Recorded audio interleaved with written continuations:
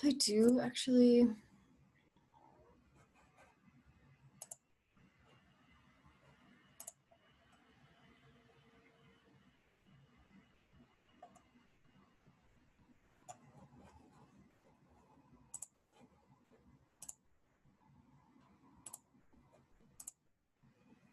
Don't need that. Okay.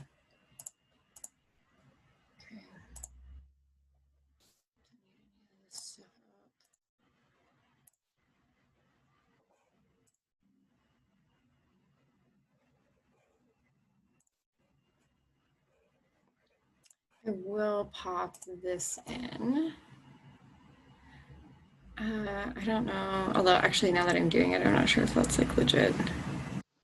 Did I not do any stuff for that? Ah.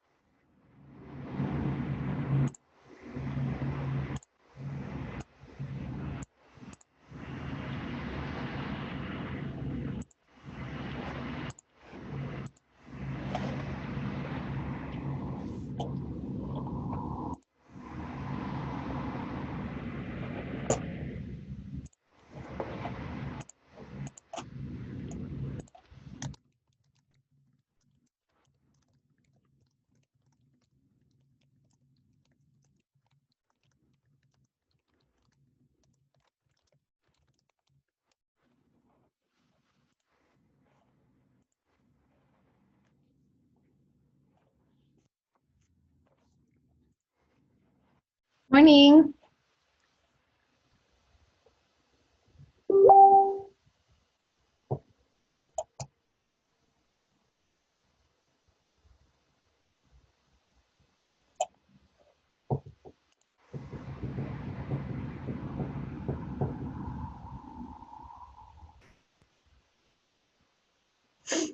I never know if I'm coming in muted or unmuted or anything, but I love the smile. So whatever's making you smile, I like. Corey is so sweet. Who? Corey. I don't know if I know an Ori. Corey? Corey. Thank you. Yes, I know a Corey. Yeah, it's true. Look at this, man. Yeah. Oh, I like it. Ooh. I know it's weird to want to touch people's heads, but I want to touch your head. Like I really do. I want you to. Very lovable. Very lovable. It's so good. Yeah, I got it all brushed. Look at all this gray coming in too. Sexy as fuck. Isn't Oh it great? damn. Damn girl. Rah, rah, rah, rah, rah. That's great. Mm-hmm. I love the salt and pepper. I really do. Like it's like I've loved it since I was a fucking teenager. That's If that funny. tells you much about me. That's great. So last night, like at 11 o'clock, Brian's like, so yeah, I want you to give an update on the fire committee. And I'm like, tomorrow? In like 12 hours? He's like, yeah. I'm like, okay, I did see it because I read the agenda yesterday. So yeah, I'm just so fried. I'm either gonna get something written down before the meeting tomorrow morning, or I'm just gonna wing it because, you know, I don't know. When people say they want an update about a program, I go into work mode where I'm gonna make a 5-point presentation. Oh my God, that's great. but, but I have usually a week to work on that. Jack. Let's switch to this gal view here. Hello, Harley or Z. It's gonna be a surprise which one. Why is that? It says Megan. I agree, but watch. No way. Why would it? What's up with this? Oh, because you're signed in on the Zoom that you use for ECD. That's got to be it. No? Crazy. That must be it, because ever since I hosted one Dragons meeting, every time I sign into Zoom now. How do There I you go. There's your accidental troubleshooting. figure it out? I think you have to do it like on the website. Accidental tech support. What was that? I think you have to sign in and out on the website. I don't know how Zoom works, actually. Wait, you're not a pro by now? Come on. Seriously, I'm watching the juggle battle and people are like voting, and I'm like, it does have a voting. I've seen that once. That's kind of cool. It has a voting? Oh, yeah. Yeah. Yeah, you can put polls in here. What's up, Prez? I learned that at the consent workshop. That was cool. Hi, friends. Hi. Morning. And Hello. audio check. Hi, Kat. Hello. Hello.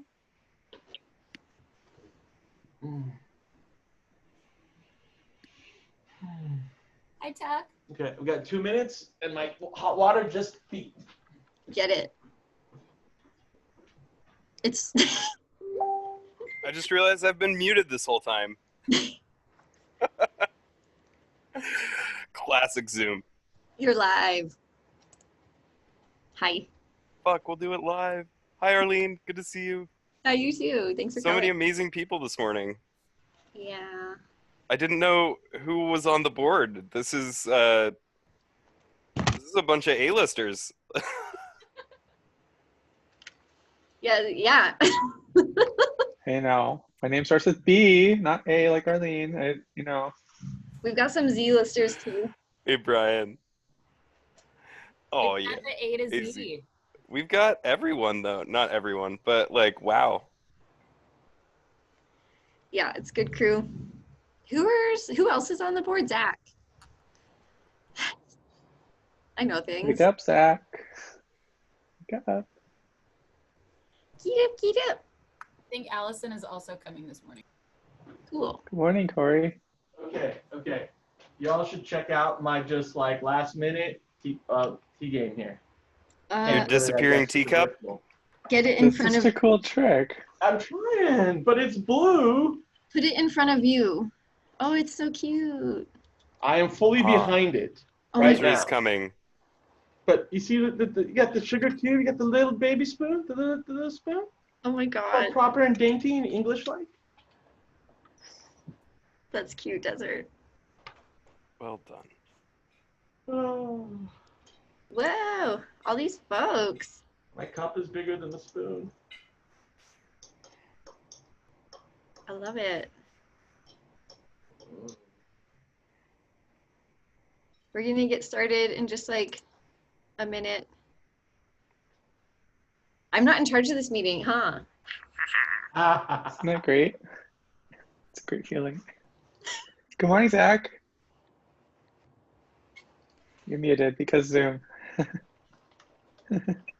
Zoo! True.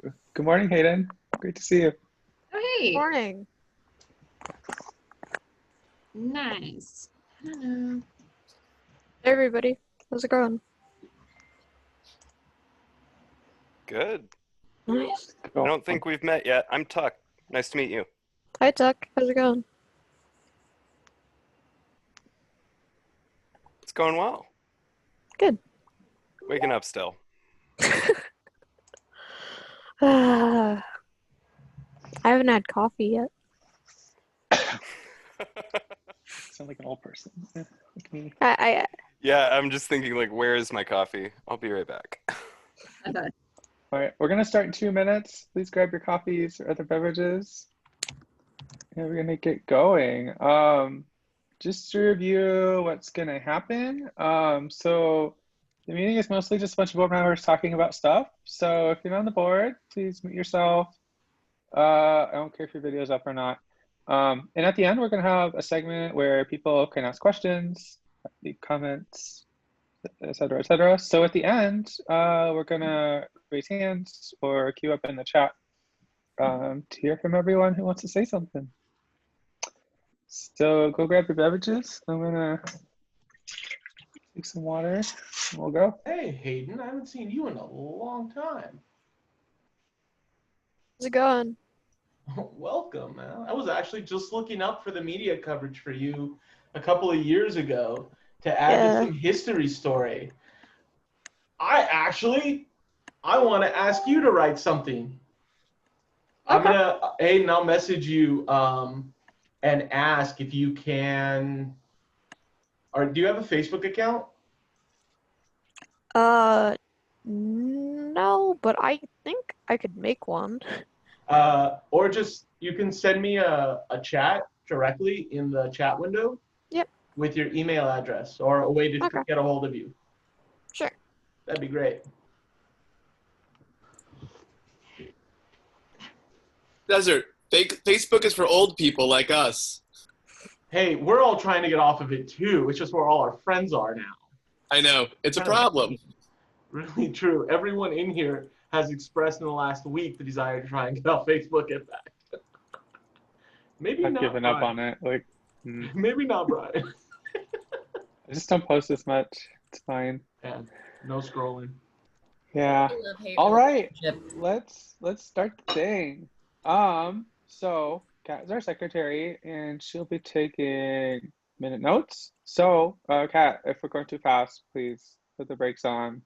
I'll gladly sit and not talk for a little bit. For the public, we don't really have an agenda to share here, but what I could do is screen share for a minute and show you what's on that. And then we'll call the meeting to order. Oh, I can't screen share. Arlene, can you fix? Now I'm the host. Sweet. Cool. So, this is our agenda for today. We have all the boring stuff. We are going to talk about board recruitment. We're going to get an update from finance and development committees, program committee. We're going to get diversity and inclusion update, governance update, fire committee, oh, it's going to be hot, and marketing committee update. And after that, we're going to open it up for questions. So that's the overview. Without further ado, I'm going to call this meeting to order, and it's 10:05 a.m. Pacific Standard Time. Cool. All right, so first order is roll call. Who is here? I see Arlene. Good morning, Arlene. Desert is here. Good morning, Desert. Tuck is next on my grid here. Hi, Tuck. Welcome to the board meeting. Great to see you. Good morning, Z. Good to see you as well. Good morning, Kat. Hi, Kat. Thanks for taking notes. It's wonderful. Oh, Drew's calling in. My grid messed up. All right. Good morning, Zach. Good morning, Hayden. Good morning, Corey. And good morning, Drew. I guess he's here. We'll see. So that's all who's here. The first thing we need to do is I need a motion to approve our meeting agenda, or if anyone would like to add to it first, now is the time. Zach? Motion to approve the agenda. But before we do that, I think I added in the links to all the financial documents in the wrong version of the agenda. So I have one called copy of board meeting agenda - October 10, 2020 with motions, which Yeah, I that's think fine. was the wrong, is that fine? That's the one I'm reading off of. So Okay. I'm going to screen share the document, then that's cool. Or I just wanted to make sure that other people, if they wanted to be able to bring up the financial documents to look over them when we get to that, have the ability to. I think it's going to be easiest for me or whoever's talking to screen share because people not on the board don't have access anyway. Great. Cool. So I think that's what we'll do. Any other agenda items to be added? Anyone? Motion Cool. to approve the agenda. Second. All in favor? All in favor, say aye. Aye. Aye. Sweet. We have done one order of business. There's a lot of more though. All The approved? next, I think we all approve. Yeah. Also, I want to say good morning to Allison. Hi. You missed roll call, but We see you. Good morning. So glad to see you here. Our next thing is to approve the board meeting minutes from the last board meeting, which was July 11th. I can't, that's so far gone, right? So Kat wrote up the meeting minutes. I sent them out a week ago, so we're going to need a motion to approve them. Motion. Second. All in favor say aye. Aye. I Aye, or thumbs up. Aye. All right, motion carries. We have approved the July 11th, 2020 board meeting minutes. Now we're moving on to new business. I'm so excited. So the first topic we have this morning is board recruitment. So I'm going to read a little blurb here, which sort of explains what we're doing.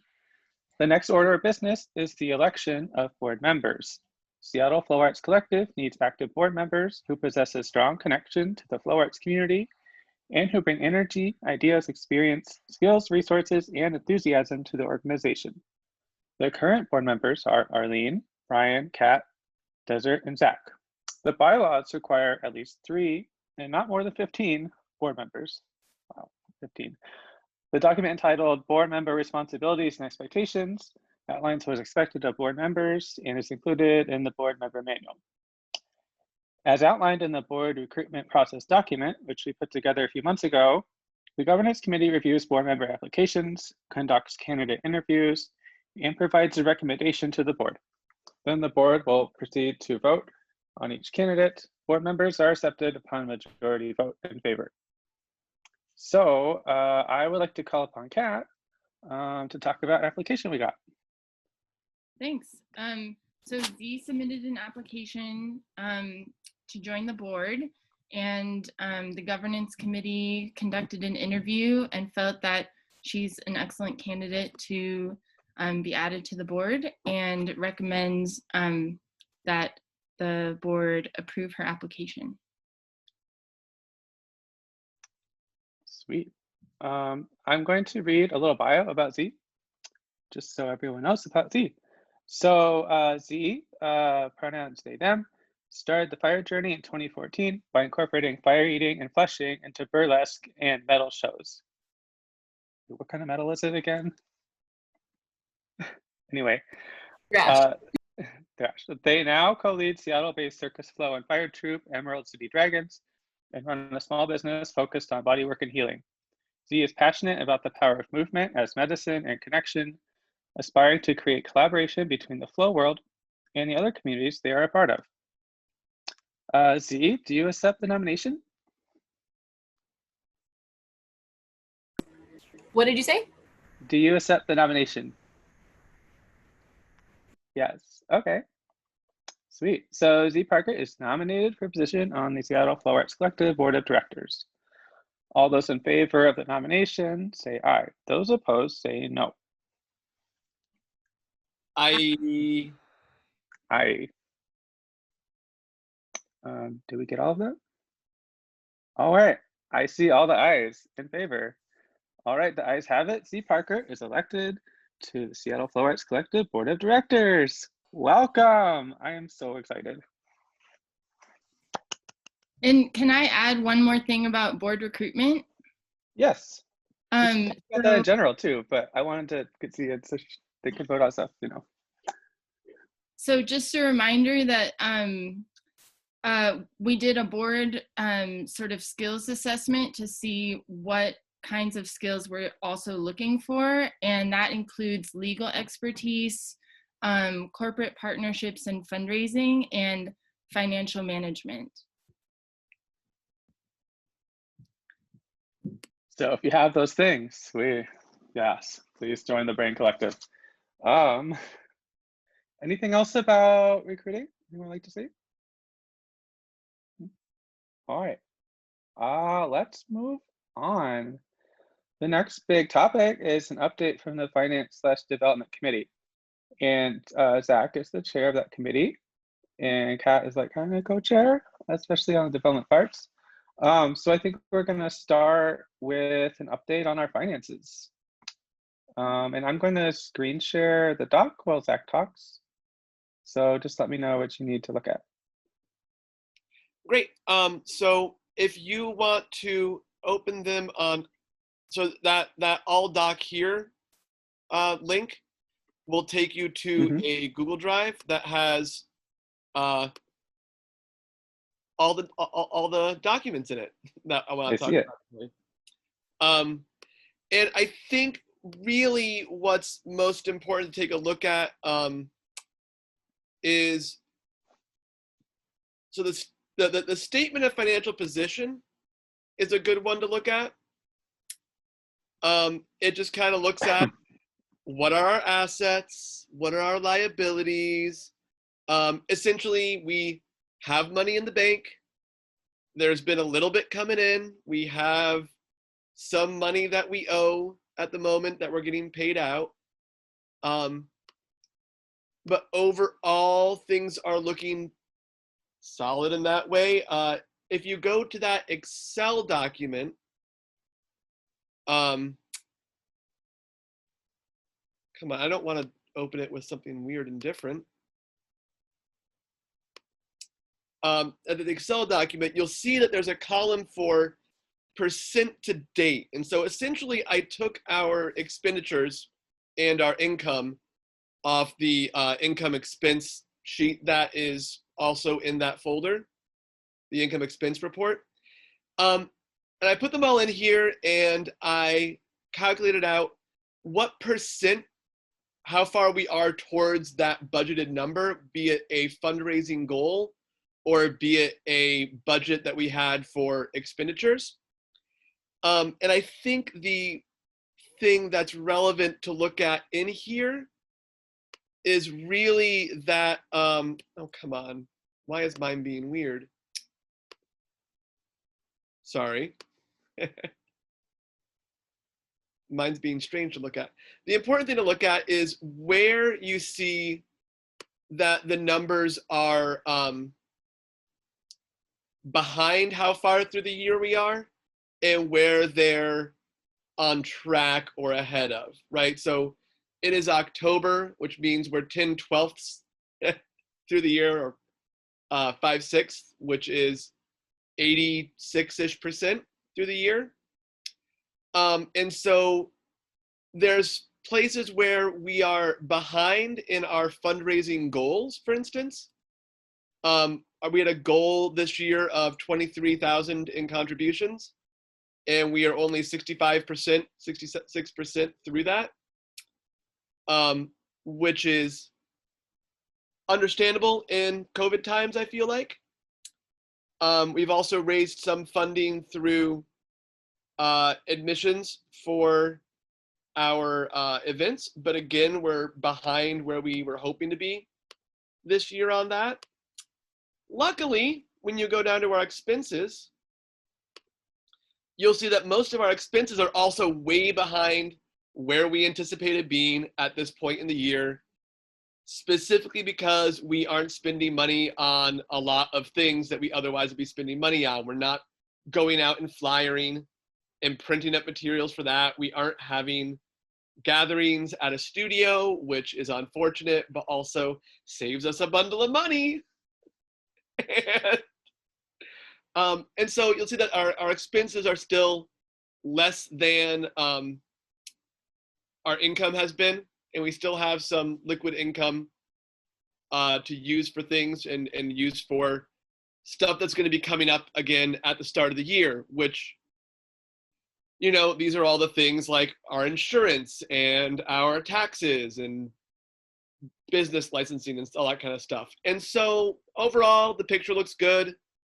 We're doing fine and we're healthy enough for COVID time. We really want to get that fundraising number up somehow through grants or additional donations and whatever else. I encourage board members like myself who have not made a contribution to CFAC yet to do so, because it's a good way of being invested in your own organization. And I encourage the public to donate. We have a nice donate now button, I think, on the website once it's fully launched. I guess we'll probably get an update on that later. But yeah, so that's where we're at. That's how things look. We are going to be moving into the new year healthy enough. Any questions, thoughts, comments, concerns? Arlene? I'm just curious if the 23,000 was adjusted after COVID, or if was our initial projection. I'll be honest, I was using it was the budget that we wrote post-COVID for the year that I'm comparing to. Okay. However, I think some of the numbers maybe weren't changed much. So that goal definitely is still one to aspire to, especially if we want to be able to hire a executive director in any sort of capacity. Brian, looks like you want to talk? I mean, that was just a number. There's no like program budgets underneath that. But if we do want to start having executive director, or we need to buy a bunch of materials for new programs, like we are going to have to find some more money somewhere. So, you know, for a fundraising goal, it might be a stretch for year one in COVID, but I don't think it's too far off the mark either. And we're going into a time of year where people are making contributions for tax reasons, which is great. And so hopefully we'll be able to get the word out about us existing and try and get some make an end of the year push to really bump up our fundraising. That said, we are also solid on our existing expenses and hopefully even for our operating expenses at the start of the year as well. So I feel pretty confident moving forward right now. Great. So next point is Kat with the fundraising update. So we're just gonna go right into that. So we have a donation site set up on GiveBetter, and it will be an option on our website for people to donate there. And then actually at the marketing committee meeting, we talked about doing an end of the year fundraising appeal via our newsletter and social media. So we'll be working, I think, with both the Finance and Development Committee and the Marketing Committee to put that together. And then I had a question. When are we doing next year's budget, or did I miss that? That's a good question. So that's something we'll probably be looking at in the next board meeting in January. So between now and then, I also want to start making progress on like a strategic plan. So like looking a little further ahead. But yeah, that's what's next. So we'll be digging into that next time we meet, I think. Okay, so the Finance Committee would work on that between now and the next board meeting, and at the January board meeting, we would approve that budget. Is that right? That's my plan. Yeah. Cool. I think, yeah. And we will be soliciting input from the other committees on that budget because, you know, we need to know what everybody's needs are going to be in the next year to be able to formulate that budget. Also to set our fundraising targets. Yeah, it's going to be a group effort. I'm kind of the conduit because I did the last budget, but we're going to get into that. I'm looking forward to it, actually. Scary, but yeah. All right, so any questions about fundraising before we carry on? All right, so next section is program committee update. So Arlene is the chair of the program committee, which has not really been meeting, but we're sort of carrying on a lot of topics in the other committees. So Arlene, tell us about FlowShop. What's going on? So yeah, the program committee update broadly is pretty brief. FlowShop is the only program we're currently operating, I think, at all. And I'll do a more detailed report on that in a moment. We do also, CFAC is the host or sponsor, I guess, of Spin Jam, the like regular Saturday thing. And I have been wondering if there is interest in getting that like back up and running some. So that's something, yeah, folks are interested in doing, get at me and we can start to figure out like what the interest levels are for that and who would want to be hosting and doing all that stuff. As far as just general flow shop stuff, sorry, I made notes. So we're still meeting every Tuesday since quarantine, and we're going from 7 to 9:30. So we're basically doing each week a class for the first hour, not every week, but most weeks a class for the first hour from 7 to 8, and then switching to an open jam for the last portion. I'm trying to do that, like have a class maybe every other week, and then also have a DJ maybe alternating weeks in between those. Trying to sort of find a balance between doing what we've always done, which is pay artists for their time and efforts. And also, like Zach said, we have not a lot of income coming in right now, given COVID. So that's been a little bit of a challenge, although we have enough of a buffer to make things okay. Been doing a little bit more targeted advertising of workshops. So just trying to get like into the specific prop groups and advertising Flowshop around the country more because there's like literally no reason for people to not come. Anyone can show up these days. So if you all see stuff around, you can like it and share it and that helps. As far as money goes, money and just sort of like attendance stuff, the average attendance since March has been about 8 per week. The smallest on the small end of that, it's like 3 people coming besides me. The largest one we had was 40 this September at the Pacific Fire Gathering Flowshop Convo, which I'll talk about more in a minute. Our current payment, just to like be transparent for instructors and DJs is $50 for a class or a DJ. And that's like also kind of adjustable. If someone brought in like $150 in donations somehow, I would definitely like send some of that their way too. But that's like where our baselining is, and we're not always covering that in our donations. So that's about what I feel like we can really do right now. The total event income since our last board meeting was $463.27. And the total payments to artists since the last board meeting was $600. Would have been $700, but 2 of the people who taught or DJ'd decided to donate their money back to Flowshop, which is a sweet thing that happens every so often. Any questions about Flowshop specifically?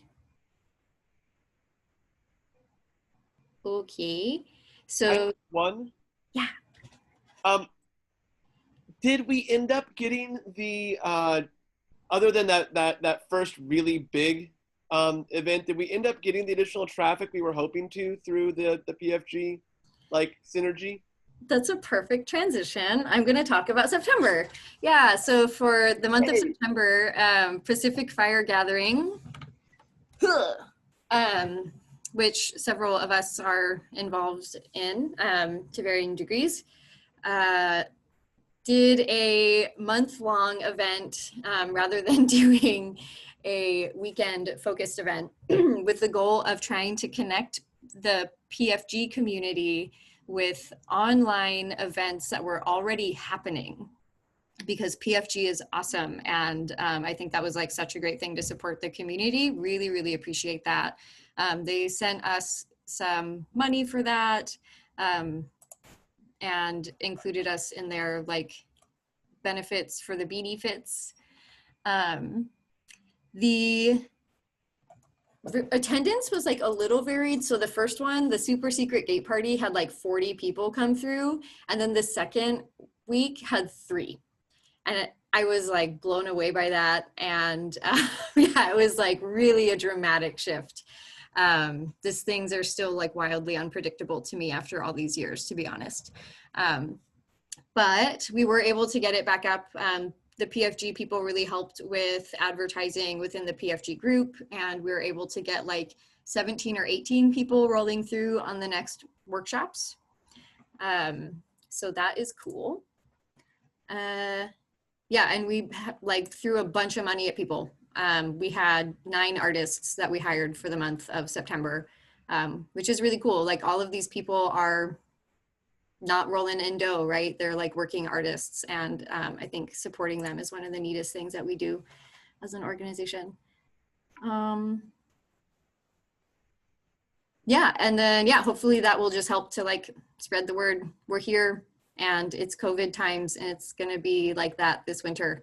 I know the virtual hangouts are not the same as the in-person hangouts, but I think the connection is still like really meaningful. Zach, what's up?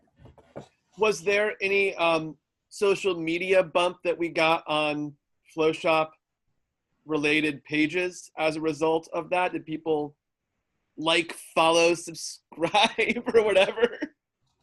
To be honest, nothing that I noticed. Yeah. People are interesting. It might be worth doing a cross post, and I might just kick it out from the PFG accounts to be like, did you enjoy the programming from Flowshop? They're around all the time. And so I'll put that on my like list of things to do so that we can try and direct some traffic. Yeah, that'd be awesome. I was gonna do that in the pretend PFG group and it was closed, and I was like, oh, okay.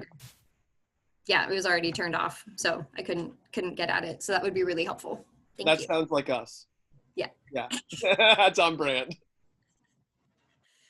I think that's all of the Flowshop stuff. Yeah, for that one. All right.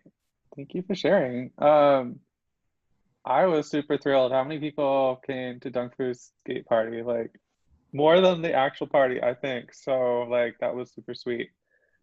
Next on our agenda is diversity and inclusion update, and I think Arlene also had things to say in that topic. So back to you. Back to me. Hi. So this is something that we want to be touching on in each board meeting and touching on generally. It's not lost, hopefully, on anyone here that everyone in this group that we're looking at is a white face. And that is reflective of the community involvement that we see at our events. Both of those are things that I would like to change. So yeah, so we're trying to like be more on top of that. We had kind of had plans to be like hosting events in different parts of town where there just are fewer white people and more people of color. But obviously with COVID, that has like been pretty challenging. So the difficulties of reaching out in a digital situation to increase diversity have been real. I don't have like great solutions for that personally. I'm interested in all of yours.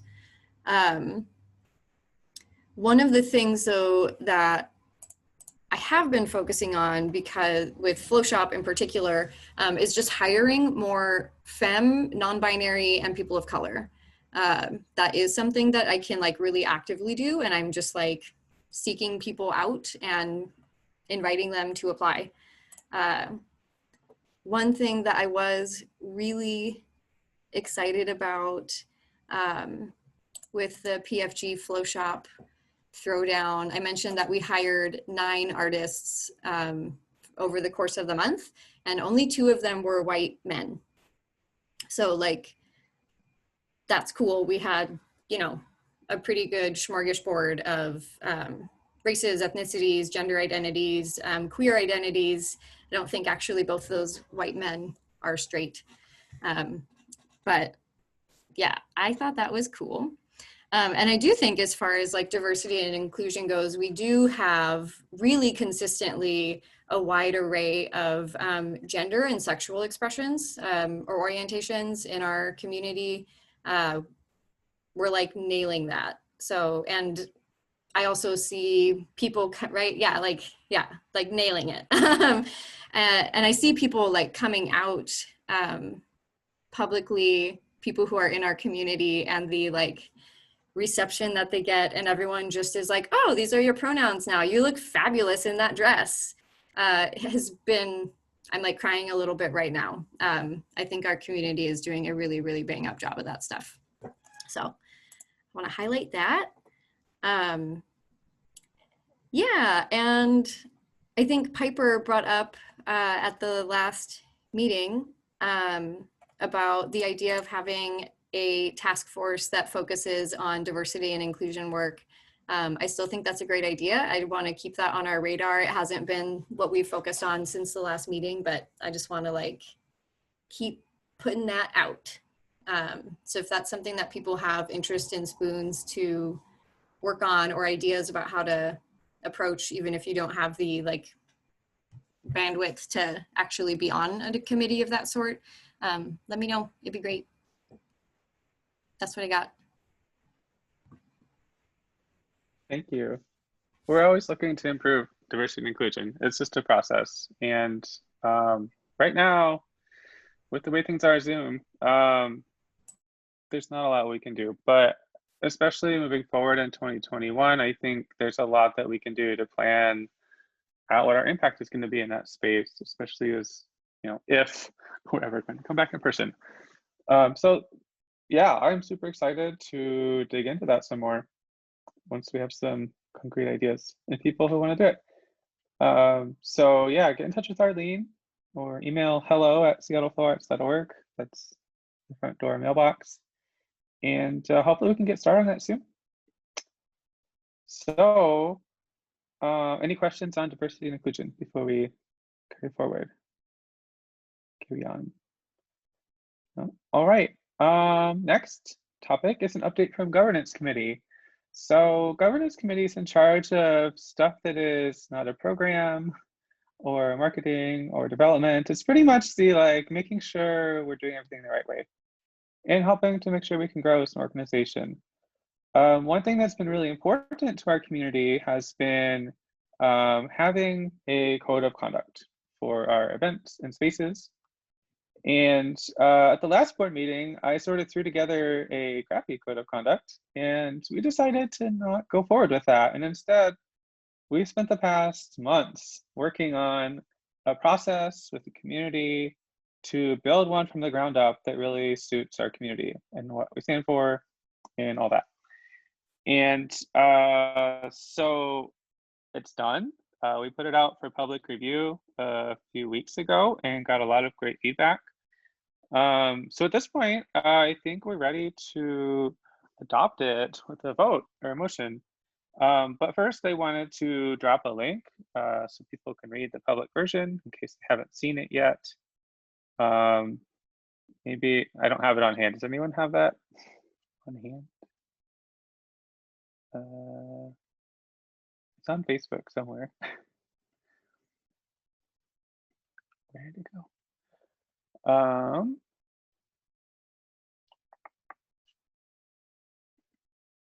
Hold on. I should just show it because I have it in the drive. Cool. Code of conduct final. Oh, Arlene shared it. This is perfect.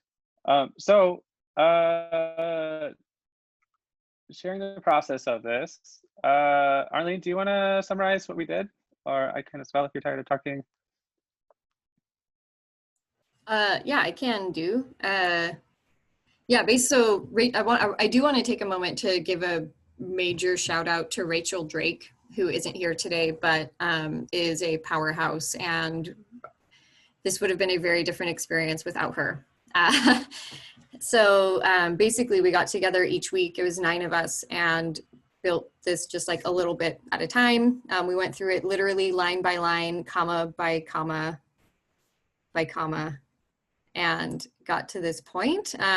We did have a period over the last couple weeks for public feedback. And most of it was positive. Some of it was, this is too many rules and feels bureaucratic. I don't like it. A lot of it was grammatical syntax type of feedback. And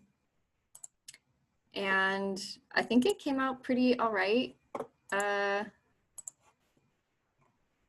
And yeah, I was gonna suggest, and this part I thought was interesting. So we used a model called a disappearing task force. And basically that was like a group of people who aren't necessarily in an ongoing committee, but we brought them on to volunteer just for this one project, which was a really cool way to approach it. So it allowed us to get like people who don't necessarily have the ability to be on a committee or on the board, the opportunity to contribute their voice, and to have more community buy-in and support for the code of conduct itself. So I think it was a really effective model that I would like us to keep using where it makes sense to do that. And yeah, the other note I just had for myself on this topic was to suggest that we go back in like 6 months and edit it, and then go like every year after that, just to make sure that we're staying on top of it, that as issues are coming up within the community, it is actually helping us address them, and just to give people the opportunity to continue letting us know what their feedback is on it. It is a living document, so. I think that's everything relevant. So Yeah. People have questions? Questions, comments about this version of the code of conduct? I have a question about like the next steps, because I think there's going to be a committee that then develops like the policies and procedures, or sort of like the what happens if someone doesn't follow the code of conduct and how that gets handled. And so what is going to happen there? Yeah, great question. Thanks for reminding me about that part. Yeah, so again, Rachel is a boss.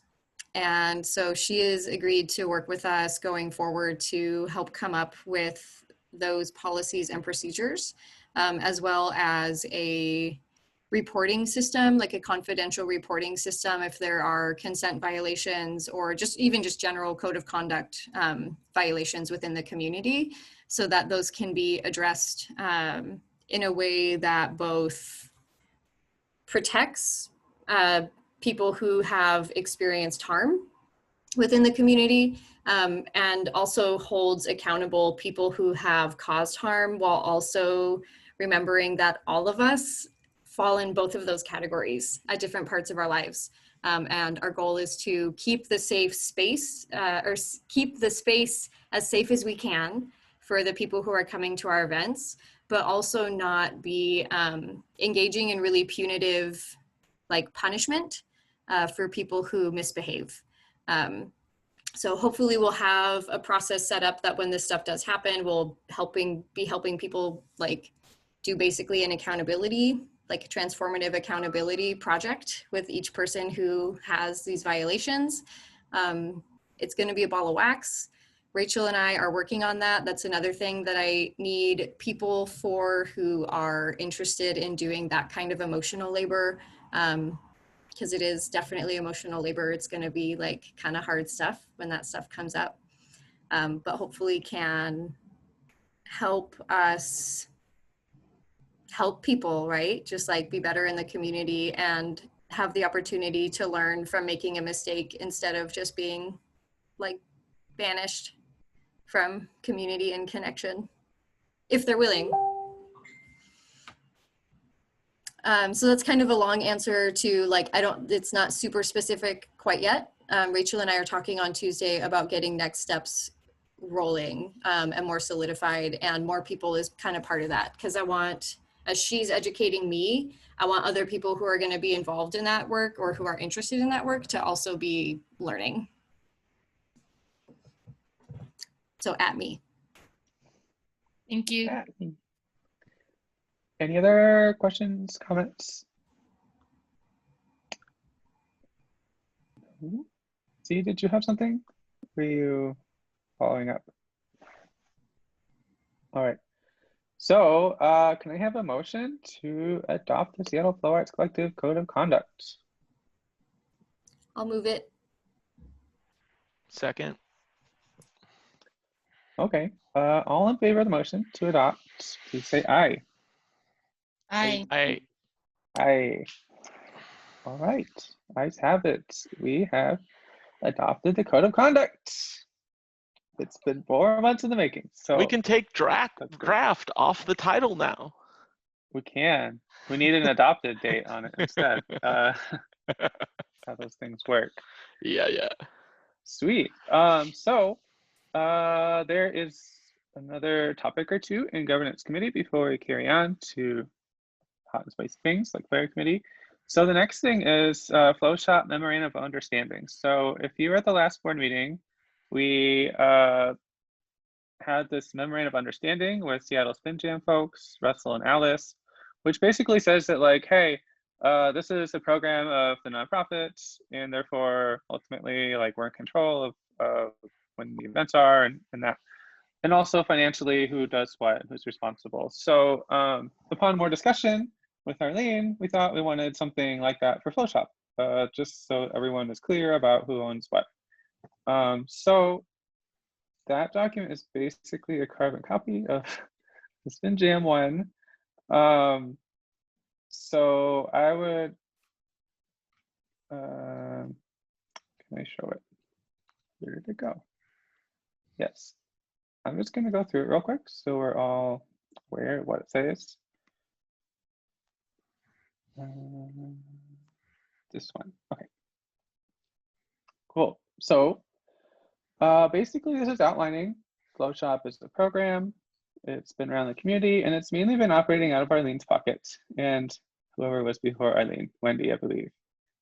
And henceforth, we want Seattle Flow Arts Collective to be in charge of paying the bills and receiving the money, promoting it, et cetera, et cetera, et cetera. So all the particulars are spelled out here. If you want to read that, that's fine. And so far, that's been working out really well for Spin Jam as well. So we decided to carry on for this. And this also covers online spaces. So the Flowshop community, Facebook group, Flowshop page, Instagram, etc. At the end of the day, marketing committee is sort of the one in charge of all that stuff. So this just all writes it out. So any questions about that agreement? Oh, I need to see all the people. Zach is good. All right, so if there's no questions, I would like a motion to adopt this. So moved. Accept it. Do we have a second? Seconded. Who got it? All right, all in favor, say aye. I Aye. I All right. The motion carries, and we have agreed to this. So it's All right. a little slow to unmute. After the, this is just a whatever. Robert's Rules of Order, after the second, you're supposed to ask for discussion before you take the vote count. This is why we need you on the governance committee. 'Cause I don't remember. Well, I'm working on my, working on my application now. Yeah, but it just allows people to like make an amendment to the motion. If somebody wanted to make a change to the code of conduct or something like that, they could propose it at that time, and then you could pass it as amended if you wanted. So anyway. I think we did that once, but it was clumsy because I didn't know what you just said. Thank you. All right, so I think I'm still screen sharing. No, I'm not. Okay, cool. So the last thing in the governance committee is the topic of a town hall. This is an idea we had a while ago. Basically, just like an open Zoom call like this, where as an organization, we share what we're doing and where we want to go and get feedback on those things from the community at large. Besides people who can come to a 10 a.m. meeting on Saturday, which is admittedly not everyone, right? So I don't really have a time or date for this, but it is something that I think is important for us to do, especially after the website launch. A lot of people are going to have questions and excitement, and I want a place for that to be channeled so we can do something with it. So if anyone has ideas for the contents of that or formats, that would be super helpful. I think we're going to start planning for that to happen in the next, before the next board meeting, I would assume. So if you have any thoughts on that, please let me know. Let Riley know. And I think that's going to be great. There's been some concern of we're not communicating very well what we're doing and why. And that's mostly just because we don't have the spoons and it's just kind of hectic because COVID. But I'm super excited to go into that. It's important. We need to be communicating more, and we can't really do an in-person one. So yeah. Any comments, questions about town hall before we move on?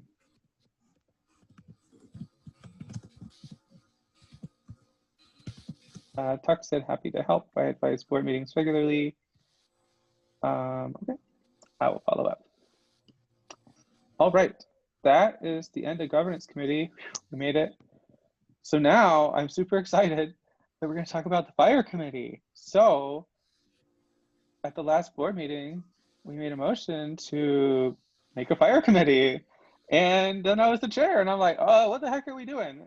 So we had one meeting, and then pretty soon after, Desert stepped up to be the chair of the fire committee. So I am super thrilled about that. Desert is just the boss. I'm going to pass it off to Desert, and Desert's going to tell you about what we've been doing in that committee and what we hope to do. Hey, everybody. So what we're going to do is kind of review a document after I give a little spiel. So the committee was found to, decide what we want to do as CFAC and what we want to target as relates to fire performance in the city. So we got together, we had lots of conversations that first meeting, kind of just a general brainstorm session, and then everyone went, and then the next meeting came. And in that meeting, we all talked about and adopted the idea that the goal for right now, our primary activity, is going to be to work towards a legit fire jam that's permitted and open. And how do we go about doing that? So to that end, we established can you make me a presenter, please? We established a roadmap, and we're going to browse through that. But before we do, anybody have questions while I'm getting my shares on? Great. All right, here we go. host. Here we go. Thanks, Arlene. Now I'm going to see yourselves for a minute.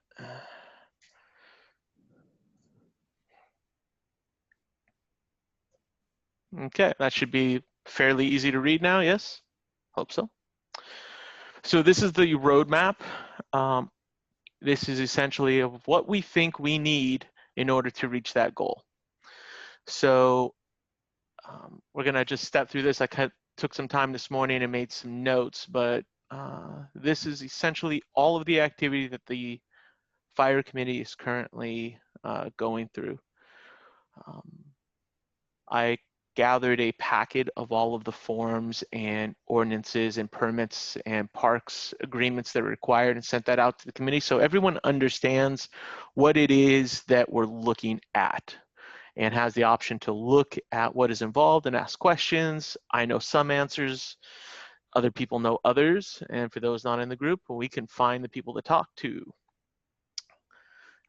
Training, we're working on creating a basic, before you burn with us the first time and before you burn at all safety course. And we're still working on all of the content of that, but we're getting input from all members, looking at other organizations to pull in what's already out there. I don't really have a desire to reinvent the wheel.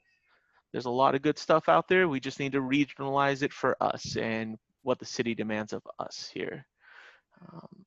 we're looking for, my cat says hi, we're looking for contacts within the city or contacts that have contacts within the city.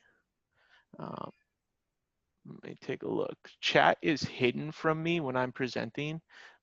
If someone can monitor that, let me know if it's something I need to act on. Thank you, Eileen. Risk management is one of our big challenges as fire performers in the city of Seattle. So understanding what is expected from the risk management office, knowing who that person is going to be kind of key to the success of this. That person's name is Amber Udelhoven, and I have done a little bit of internet sleuthing around and found the LinkedIn for this person. And once we have our ducks in order and we know what we're about, that's going to be one of our first contacts. We're also looking for the special events contacts. That's usually the Seattle Fire Department, Fire Marshal Office, and then who else do we need to know? We don't know, but we're going to keep looking. Permits, nothing's being permitted in COVID, so we can do a lot of work leading up to it and make sure everything is ready for when that happens, and then we can launch that out. Insurance has been a long-standing challenge for fire performers in the city, especially since there are very few to, just very few insurance providers who will insure a group or a troop, but we managed to find one called PEEP. Their rates are not exorbitant for a fire performer at $210 per year per performer. And the interesting thing about this policy is that they will consider the performer the person actively doing live fire. So if one person is doing fire and then that person is not doing fire and someone else is, it falls under the same performer policy. So if we want 6 people at a time doing fire, then it's 6 performers, but you can have actually 40 people move through those positions, which is the model that the Chicago Full Moon Jam uses.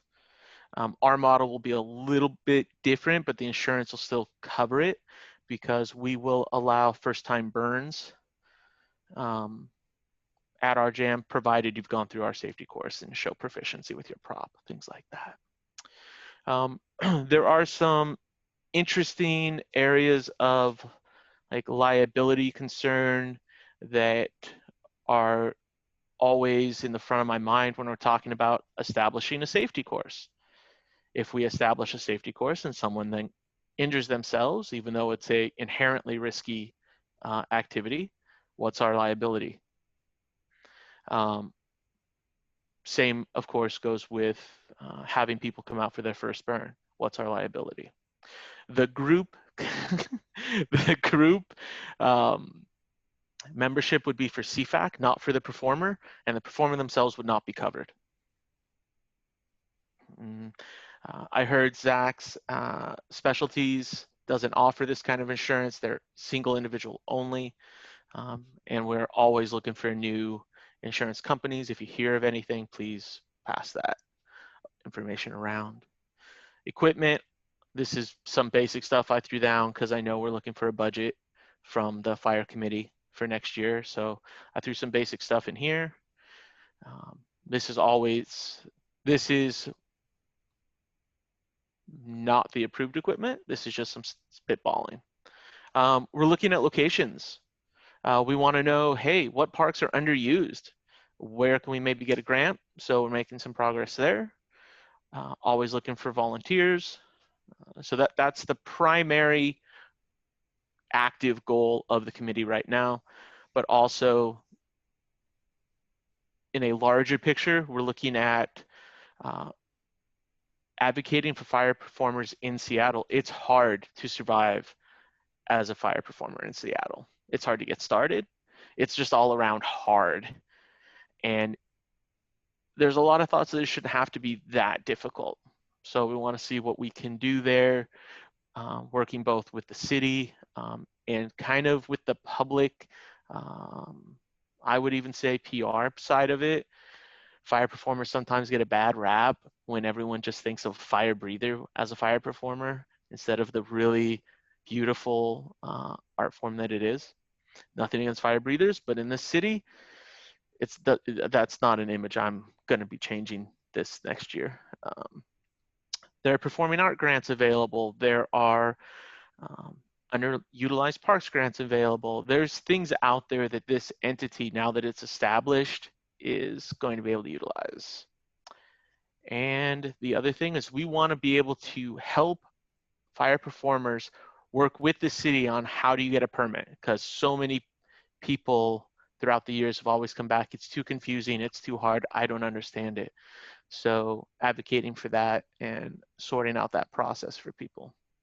Okay, so the only other thing that I really want to talk about is the committee is open to everybody who has a desire or drive to try and make that happen.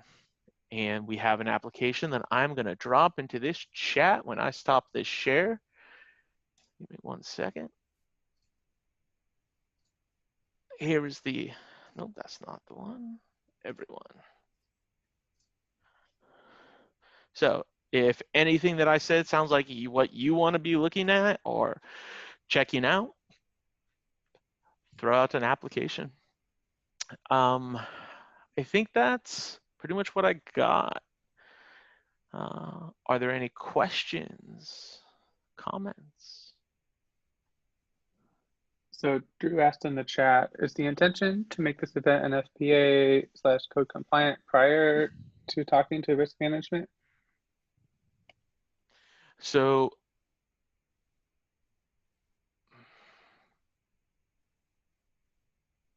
no, because that would mean that we're going to wait for a while before we approach risk management. And we want to approach risk management once we know what the event is going to be and how we want to position it. And I mean, to me, that's almost like a chicken and an egg problem, you know?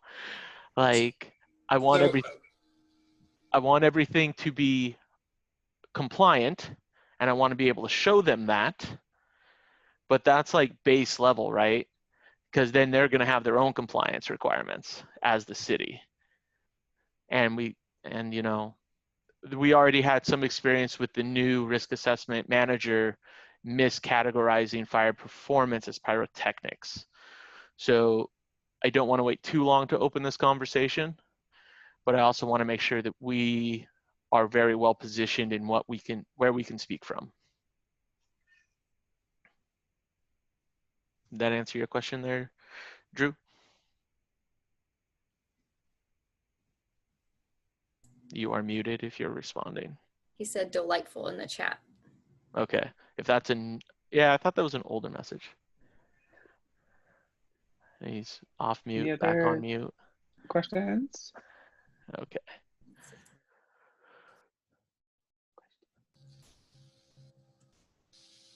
Who's going to sign up tonight? Happy to talk more in detail about risk management strategy. That's also a big part of what I do. So.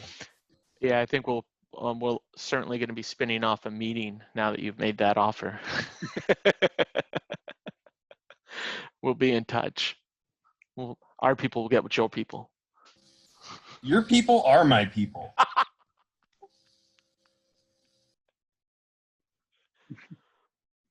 All right, Brian. All right. Anything else before we move on? I am so excited to burn again and just show off to all the peoples because that's what I do. So we have one more major chunk of the meeting and then we'll be done. So marketing.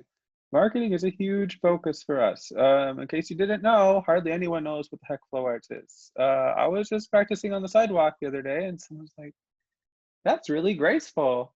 And I'm like, the what? And they don't know what I'm talking about. So marketing is a huge deal for us to get more people into our events, more people into flow arts, period. And we have lots of different things going on in this space. So the first thing is the website. So I'm going to talk a little bit about that, and then Desert can fill in if I missed anything. We have a website that is just about ready to go out the door. We have our content locked down, and the first version is really just like the face of the org and about us and what events we run and stuff. So I'll just briefly share my screen so you can click at it. Oh, Arlene, please. Right.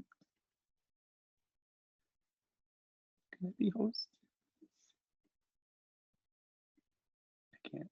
Oh, Arlene is the host. Oh, I see. Desert was the host, so you couldn't rehost it. Zoom is so strange. Cool. So we'll start this window. All right. So if you go, this is not secret, if you go to staging.seattleflowarts.org, you can see our homepage. And it's so magnificent. Just look at this. I mean, don't you want to do the flow arts? It just looks so great. So anyway, there's two purposes here. If I make the window a little bigger, you can see the bar. Sweet. So this is to show about organization, to some lesser extent about flow arts. There's several different audiences who are going to be coming to this. One, obviously, is people who want to come to our events and learn the flow arts. Another big audience is people who are considering to give us money and don't know what the heck we're doing with it. So that's really what the about is for, to explain what we do and why, what the flow arts is, et cetera, et cetera. We have an events page, which talks about our different kinds of programs we're running or intend to run in the future times. Another big thing is a calendar. So these events are not real. I wish they were, but we have a calendar now. And this is not just for things we host, but it's also open to community events that we think are worth hosting. So it is moderated in that sense, but we want more people to come to this website and not Facebook in order to find out what the heck is going on in our community. Only going through Facebook is kind of bad and problematic for lots of reasons. So this website is like one of the big things outside of the social media space where we can get our word out. And the events calendar is probably what most people will be coming to. We also have some sort of like involved stuff. So this is supposed to say volunteer. It's not updated yet. So volunteer application, applying to teach, signing up for our newsletter. That's all on the website. There's also a donation form. So if you want to send money, this is where you go. We have this little embed right here. So you can just go in there. You can use PayPal. You can use Venmo and send us a tax deductible contribution. So it's super easy now. So going forward, I'm gonna stop sharing now. So that's V1 of the website. I want to have a huge shout out to Desert for really pushing this over the finish line in the past month or whatever.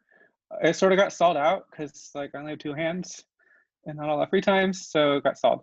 And Desert really just like picked it up and like shoved it out the door, and like now it's ready to launch. Like I am just like blown away how good of a turnaround happened. So thank you.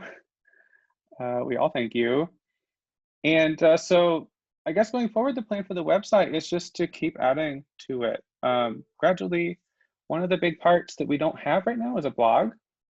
A blog is a way to post longer content, to post content from someone else, to cross-marketing, et cetera, et cetera.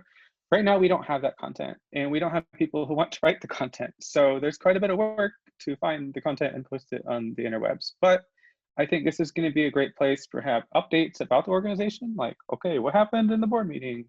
That sort of thing, as well as like profiles of people in the community. Hey, this person is teaching, but did you know they're also a super awesome artist and human?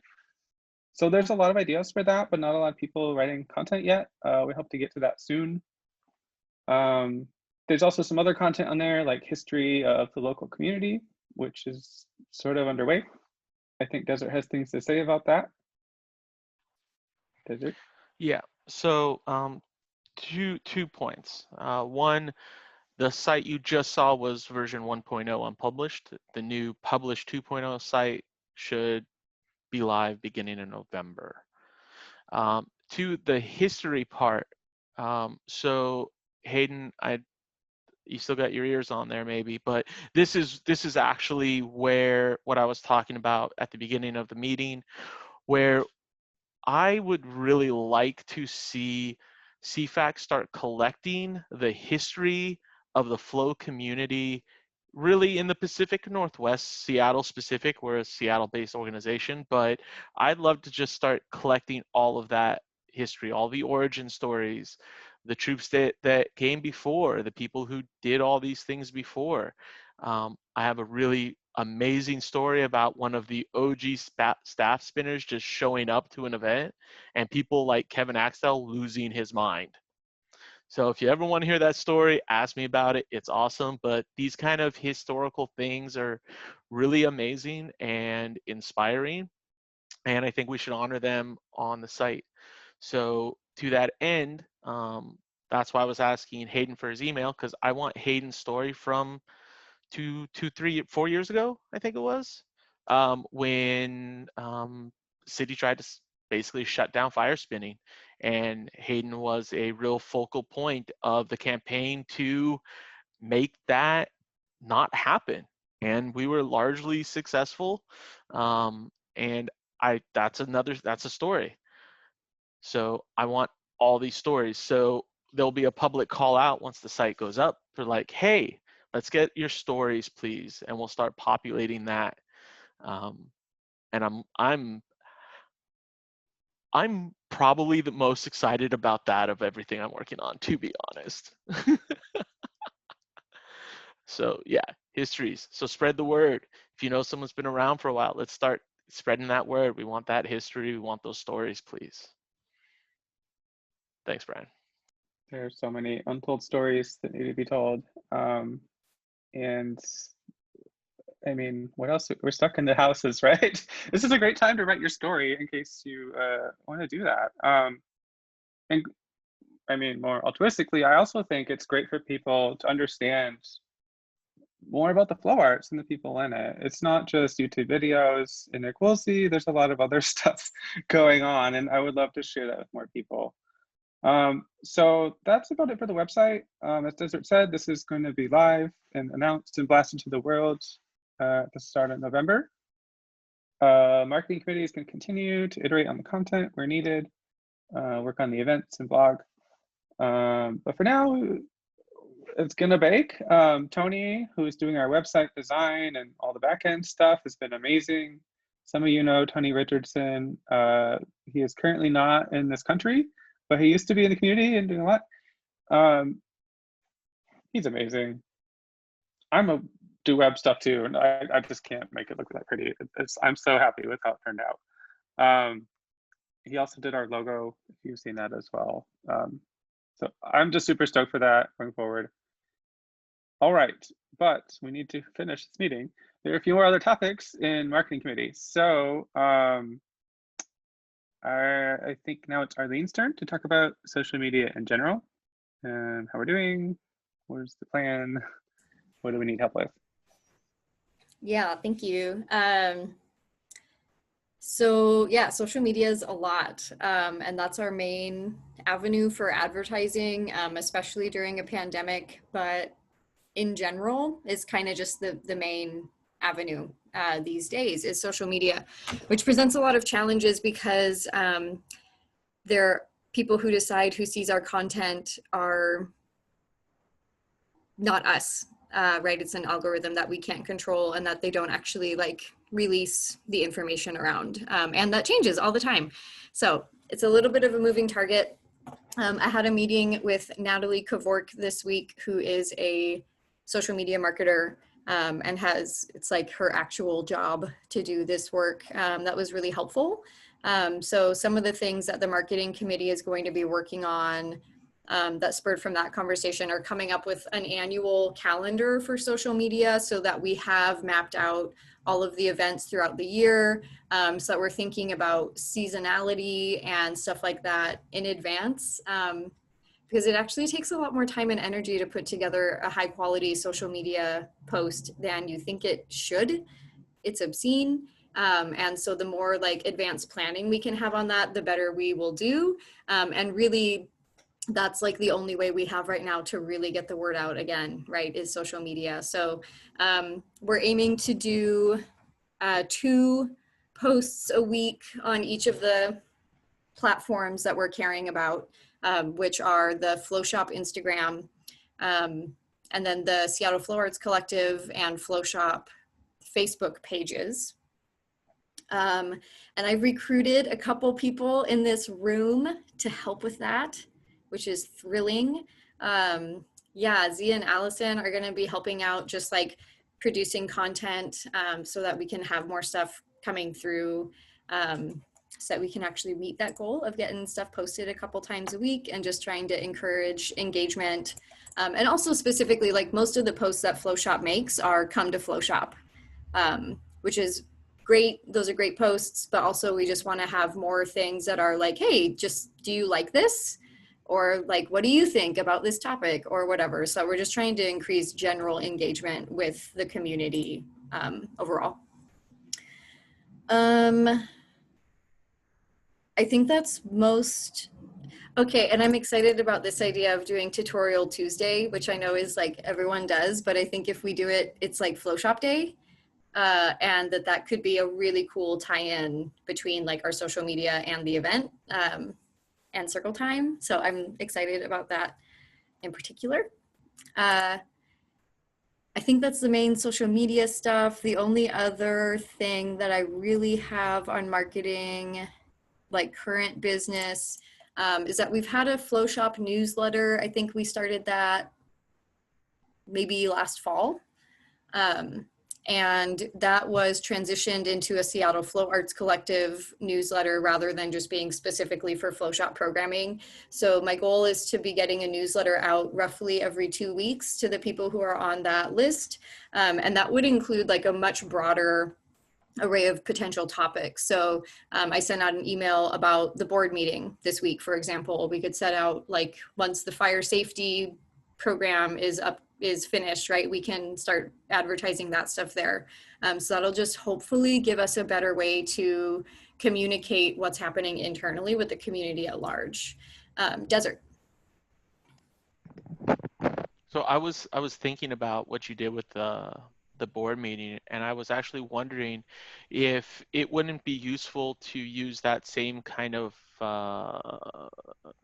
process after we get some basics, to just invite general feedback, like hold a bigger meeting where we discuss the specific points of what people think a safety program should have from the community.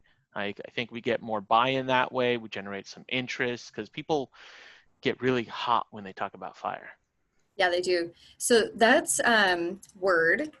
And that's part of the hope with the doing a town hall, is that would be like, and I would honestly, I would like to do a town hall like once a year minimum. I think, as like, if our goal is to be serving this broad artistic community, which it is, then like it matters what they think, right, about what we're doing and what kinds of events we're having or not having.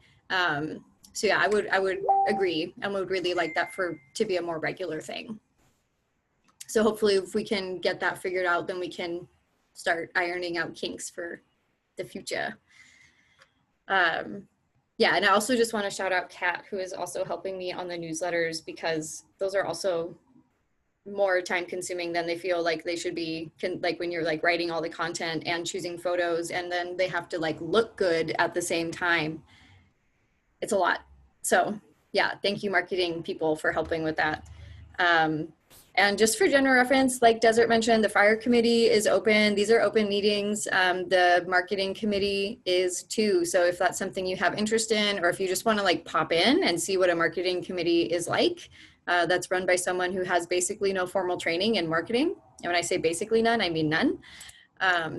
Then you're free to do that. We're gonna be meeting every other week on Thursdays at 8 p.m. And the next meeting is the 22nd of October. So yeah, hit me up if you wanna get in on that link. Desert, was that another question? Yeah, just about the public-facing calendar that we Mhm. have. Oh, I was going to talk about that. Yeah, okay, great. Great. I'm not good at it, so I should not talk about it. All right. Thank you. Any other questions about social media things? All right. Take I have it. a question Oh, Kat. about how many followers do we have on social media? So give me 1 second.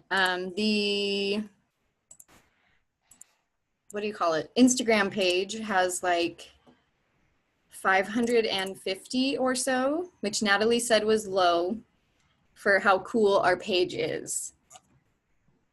So that's cool.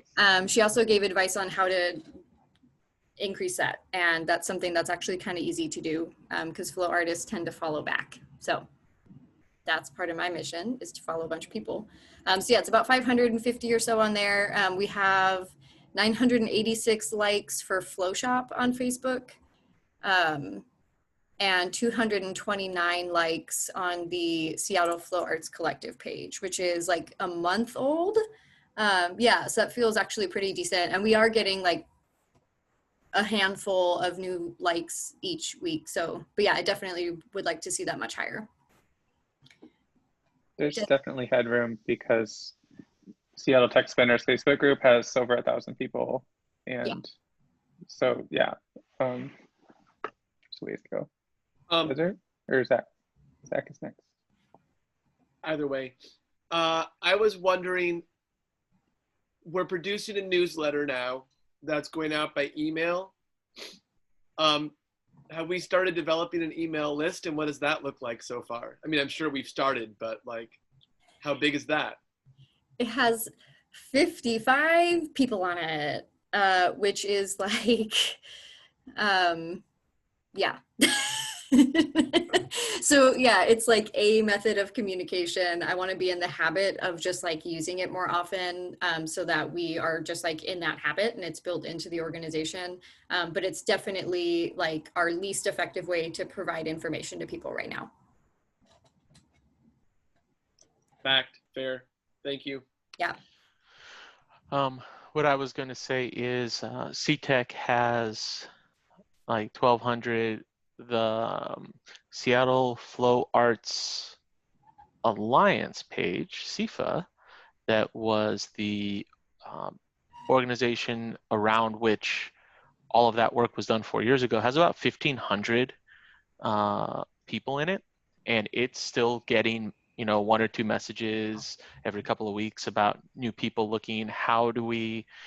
I'm new to the area. Like, it's almost all new to the area questions. And I end up passing them all to the Flowshop site. So I can start passing them to CFAC site, but also I think it's, I like to explore bringing that organization in as well as another, I don't know, whatever. I'm not sure how similar to Spinner. Fudge. Seattle Tech Spinners. I mean. Group. Yeah. So it's probably largely the same people, but it's another channel from which to get the same information out. Is that group planning to be archived still, or have you been able to? Didn't you mention that COPE was planning to archive? So that's Spinner. Oh, the Spinner group. Yeah, I own the CIFA group. Ah. Yeah. Cool. Yeah. So I want to start those conversations with the board. Okay, thank you for letting me know that. I didn't realize that was you. I stay quiet. Secret following. I also have all of the other Seattle Fire Arts and Flow Arts domains that aren't the .org, or at least I did. You're the domain squatter. Yeah. Thank you. So 2 more little topics on marketing. One is we're getting business cards for board members and people who talk to the public a lot or on paid staff. I've sent emails about that, so if you have a pretty picture or phone number you want on that, please reply. And really the focus there is networking, especially once we're doing more things, especially for their nonprofits. nobody knows who we are, and we need to change that. And if you're a board member, you really should be handing this out to everyone you talk to who does anything relevant at all. I handed out 100 cards last year just as a street performer, and I don't even put my hat out. So like, it's totally feasible to hand out 50 to 100 cards in a year. So we're going to start around there. Also looking at just general purpose, hey, here's our website, QR code type of thing to hand out. People stop me all the time and say, what the heck are you doing? And I don't want to talk. Actually, I want to give you a card and have you go educate yourself. So we're working on that. Marketing committee, I think Ariana's taking that up. The other topic on marketing is seattleflowarts.org. So that domain is a G Suite domain now. That means we have shared groups and calendars and stuff like that. So if you need a mailing list for whatever, or if you would like to look at our shared calendar, you can do that now. I'm generally in charge of all that stuff. So let me know if you have questions. And as part of the website, we're going to be having a link to the CFAC meetings, so like committee meetings, board meetings, and stuff like that, and a separate calendar, which is the events calendar, which has stuff you go have fun at. And have fun at committee meetings too, but like a separate audience, right? So that's going forward. There's also some other things I haven't looked at that we could do with that domain now that we have G Suite for free. So if you have ideas for that, do get in touch. Do you have a question, comment, Arlene? I saw your hand. I think I was petting my freshly shaved head. I do that too. Yeah, it feels great. But also Desert sent me a private chat that this is like totally off topic. So this meeting is I want to give a heads up, this meeting is being recorded. What that means is it'll be recorded from the perspective of the host. I don't know how that works if you're switching hosts, because we haven't encountered that yet. I did not give you all notice about that in advance, which I apologize for that. That's my bad. I don't think that we have any current plans to like share the recording. We will be sharing the meeting minutes publicly. But if people are interested, then we would potentially share the recording itself. If anyone is not comfortable with that, which is like 1,000,000,000% okay, then you can let me know and we will not share the recording publicly. Or we can edit you out depending on how impractical that is. Yeah. I do video editing, so it seems reasonable. Brian, does it? Is it possible to adjust our opening process so that is always addressed? Yeah. Just put it as a bullet point. Yeah. Okay. So you're saying you could make all of us have like blurry faces and robot voices, like in the like true crime shows and stuff? I can. It just takes time. So yeah, I want a robot voice. I want a robot voice, but not to be blurred. Same. I want to be blurred, but no robot voice. Just for fun with Brian. I want a blurry robot voice. Okay. I charge hourly. So, all right. That's all the topics we have on the agenda. So the next thing before we go to board comments and announcements and public Q&A is to figure out the next meeting date. I was strongly preferring January 23rd to keep it on a Saturday. I'm expecting a new baby in the family in mid-December, so as late as possible would be my preference. So how does 10 a.m. on the 23rd sound?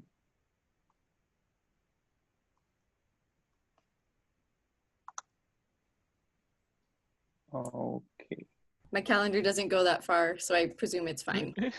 I'm just gonna step on it then. All right. I'll send an email about that if we have rescheduling issues. That's fine. More robot voices. All right. So the next thing is I want to open up to any board members who want to announce something or give general comments. We don't have unlimited time, but I would like to hear if you have something to share.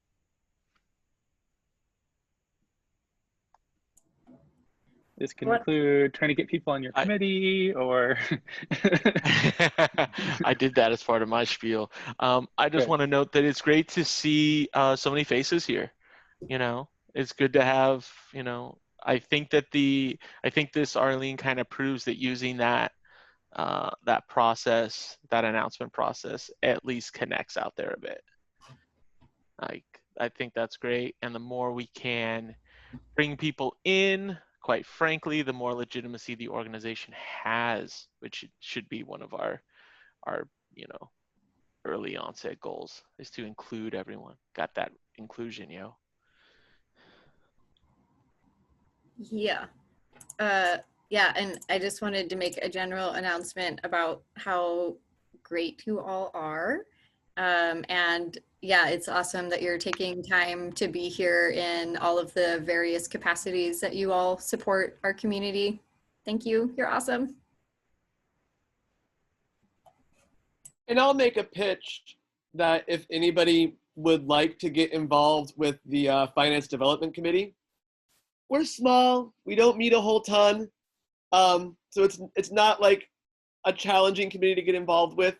Our major goals are to get enough fundraising done to not just support our programming and pay our instructors and musicians regularly, but also we want to be able to have an executive director for the group as a paid position. And so if you want to help us find the path to making that happen, it's going to involve the numbers, and that's what we do is numbers.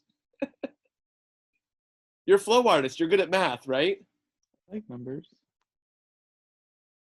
I can count to 2. I have 2 poi. It's gonna be great. In physics, I don't know. I don't know if that helps. So we were talking about the calendar, the public calendar a moment ago. I just dropped the link. You can click on the link. It'll bring those events into your calendar. It doesn't give us the ability to see your calendar, and you can remove it whenever you want. Sweet. And one more note on the calendar. You will see committee meetings and stuff on that calendar. And again, all that stuff, y'all are welcome to come for, yeah. There will not be information on like the specific Zoom link. So if you're interested in attending a committee meeting that you're not already on, you'll just want to be sure to shoot us an email so that we can get you that information. Yeah. Hey, Brian, since you're administrating, can you adjust the calendar to have a statement and provide the general inbox that you created the other day? Yeah. Like if you want to join, send us an email here kind of thing. Yeah. All right. I had a question about the governance committee. Is that actually at 3 o'clock on Mondays? It is. It's hardcore. It's a challenging time slot. It's open to move if that's going to substantially increase how many people can come. That was set when it was me, Kat, and Arlene. I definitely have not participated because I can't make an ongoing. Yeah. I can't make an ongoing commitment to a 3 o'clock slot during the week. It's difficult for me as well. Drop an email and we can revisit it. I don't think that time is set in stone. Not for me, at least. So I would like to move to adjourn, and then we can have more question and answers until whenever people get hungry. It's almost lunch. So can I have a motion to adjourn the meeting? Motion. Seconded. All right. Ask for all in favor, say aye. Aye. Aye. Aye. Aye. So all right. Nice. The meeting is adjourned at 11:32. We are 3 minutes under, so good job everyone for not ranting. This is great. So thank you everyone for coming. Thank you for contributing. Thank you for sharing updates, writing emails, doing all these things. It's a lot of busy work, but we're doing some great stuff. I'm really excited for what's going to happen next year. Big stuff. So without further ado, if you have public comments or questions, I would like us to raise your hand or queue up in the chat or something so we don't all interrupt each other. And you can talk about anything. I might not be able to answer everything, but we'll try. I like that that's Z's first second. That's great. Oh, yeah. I may be unreasonably excited about that. Why do you Remember think last time I did a second? But... I stay on unmute for a reason. If I know there's a thing coming. It's fun. Yeah, I'm gonna go get a water. I have a question that I'm gonna pose to the non-board members here, just about like, I'm curious what inspired you all to show up today, or like, I don't know. Yeah, I'm curious to hear from y'all if you're wanting to share. Well, the main reason that I'm here is I just want to see what's going on during COVID. Because, like, for the longest time, it felt like nothing was really happening. I'm interested in getting fire back together, and I just want to see what's going on right now. So that's why I'm here. If anybody else has an answer, they can go now. That's great. Thanks, Hayden. Thanks for being here. It's really good to see you out, Hayden. I showed up because I'm really interested in what's happening with CFAC, and I'm excited about it. And I want to see more flow things happen, and more fire things happen, and more safe fire things happen. So, yeah. Yeah, I'm here because I'm excited about what you all are trying to do. You know, I'm relatively new to the Flow community. I've been around for a couple years, like since 2018. You know, I love it, and I love this community, and I love so many of the faces that I see right now. So I just want to support you all and use my skills to help make this organization the really awesome thing that I know it can be. So yeah, I'm just excited to help, and I think I can help. I've seen lots of things that I can assist with. I was thinking a couple committees, and now I'm thinking like every committee probably you know, has at least a few things that they're working on that I could do something to help with. So I want to be here for you guys, and you know, you all can teach me to flow, and I'll teach you how to do the governance and operations side of things. Deal. There's probably a flow to governance that you can teach us.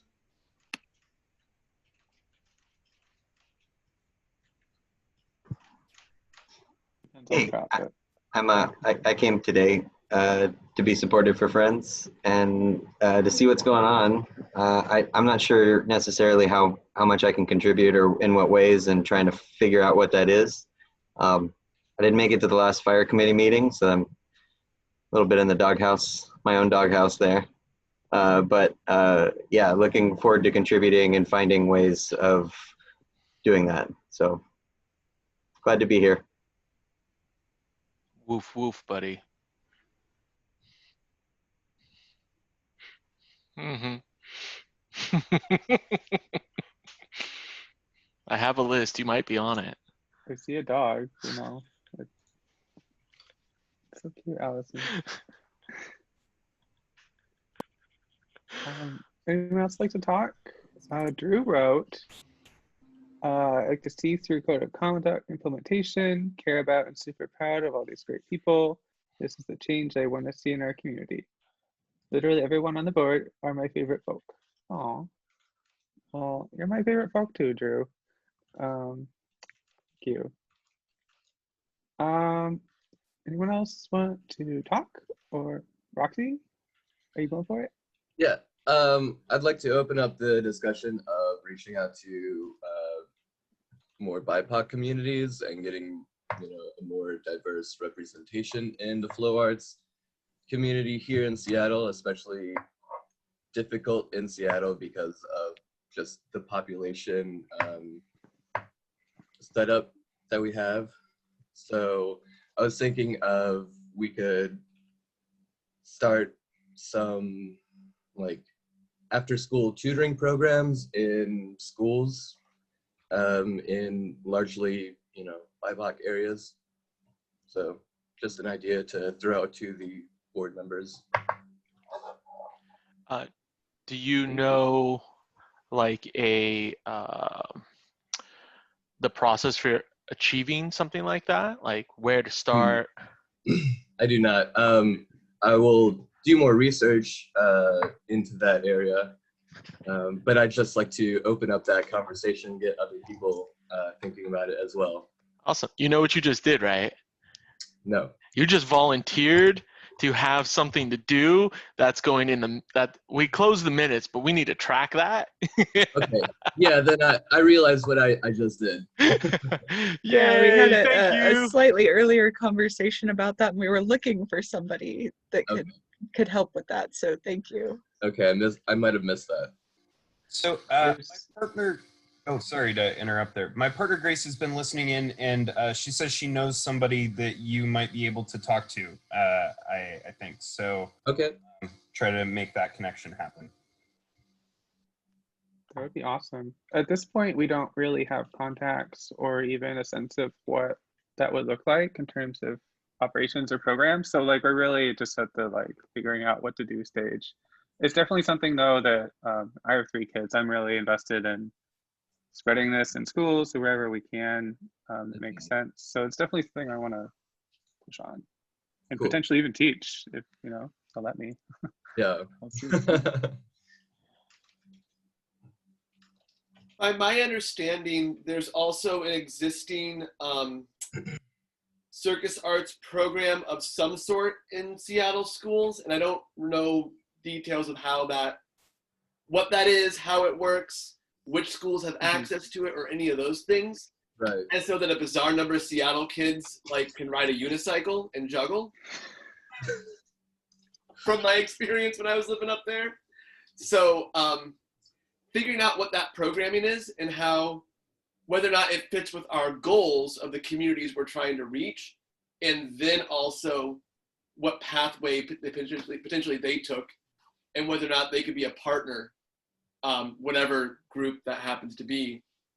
I'm gonna pass it off to Z because, yeah. I feel like Sanka is largely responsible for a lot of the circus, like that, the kids' circus schools that I'm seeing. So I'm wondering if anybody here has a contact within Sanka that they could reach out to and start a conversation there and see if we could collaborate with them. Okay. Jeff Spinoza, probably. We were lucky to have more like direct contacts, and then COVID happened and they were very concerned with surviving. So I'm looking forward to that though. Sanka's a huge force in our community. I give to them, taking their classes, some community members teach there as well. In a lot of these outreach or school programs, whatever it is, we need to be very careful about what we're going to reinvent versus partner with existing orgs. Sanka, for example, is very focused on their circus apparatuses, but they don't really have much in the way of props or people to teach them. But I do think it would be a great way for them to fill in their schedule if they need to. Similarly for after school programs, like always looking for stuff to do. So I'm really excited for finding those connections and working on them. It's gonna take a lot of work though. So if you wanna do that, let's get dirty and do it. Google Docs.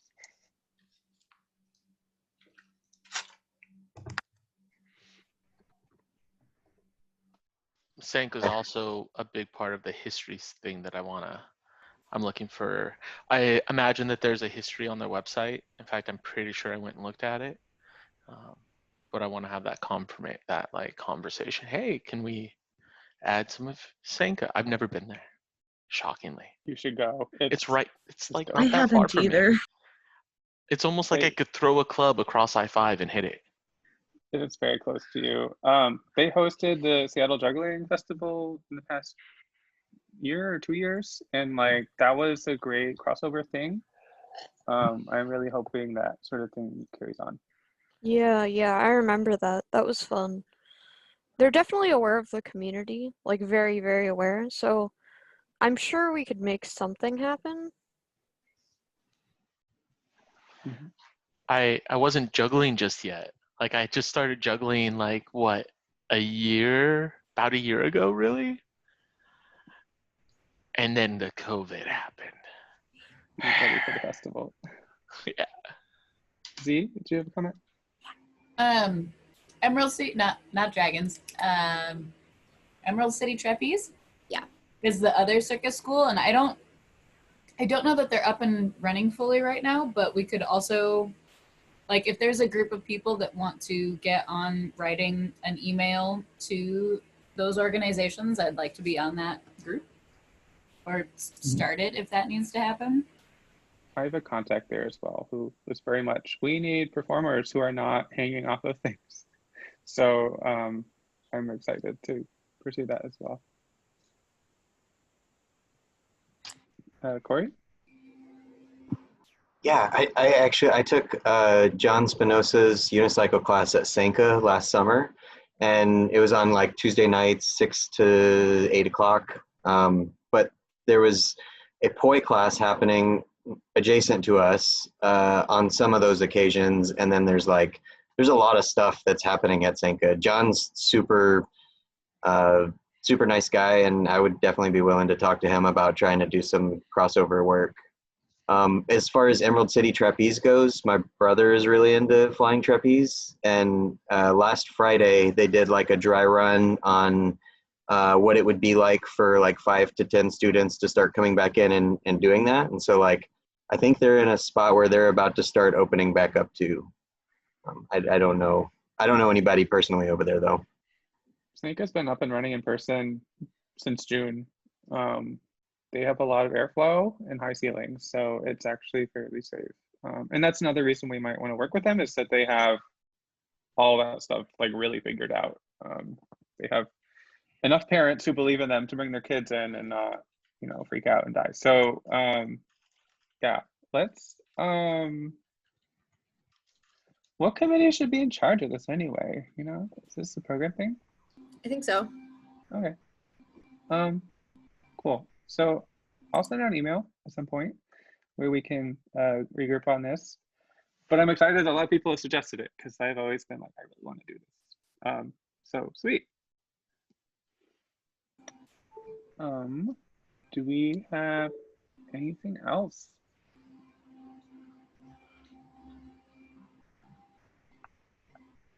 As we consider partnerships, we want to make sure we're choosing strategic ones that are actually going to get us into the communities we want to be in.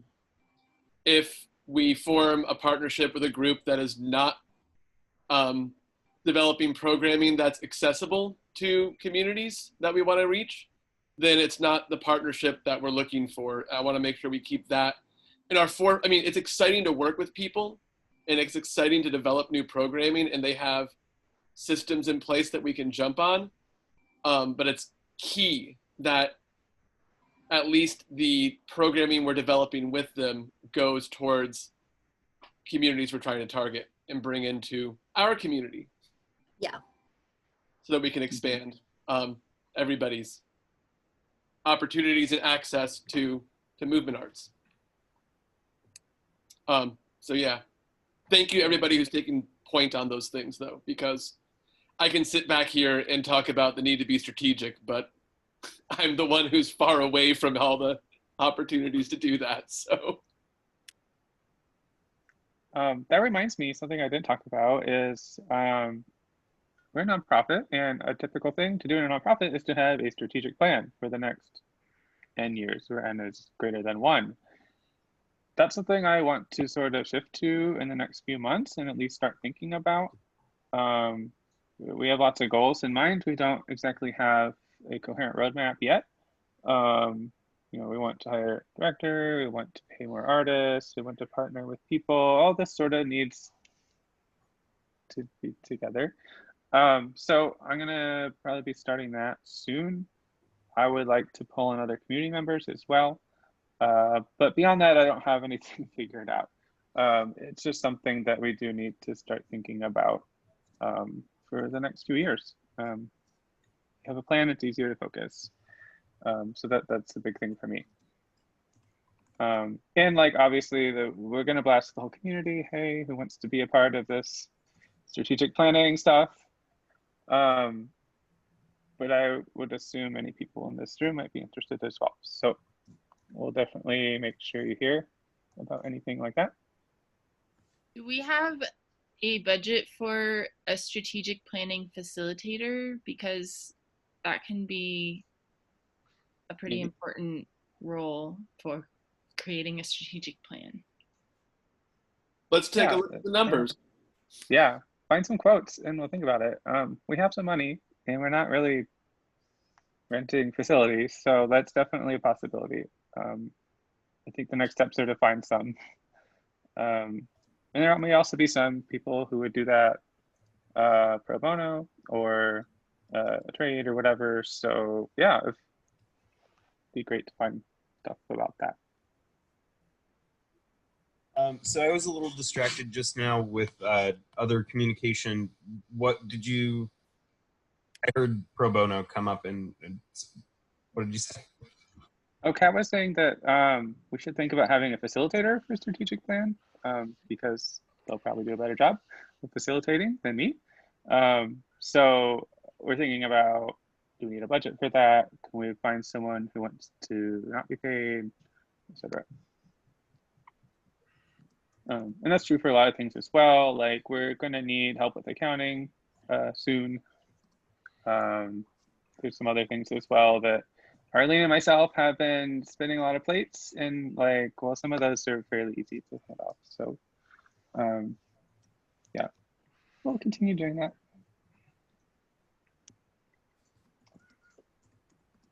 All right, anyone else like to share? I'm getting hungry.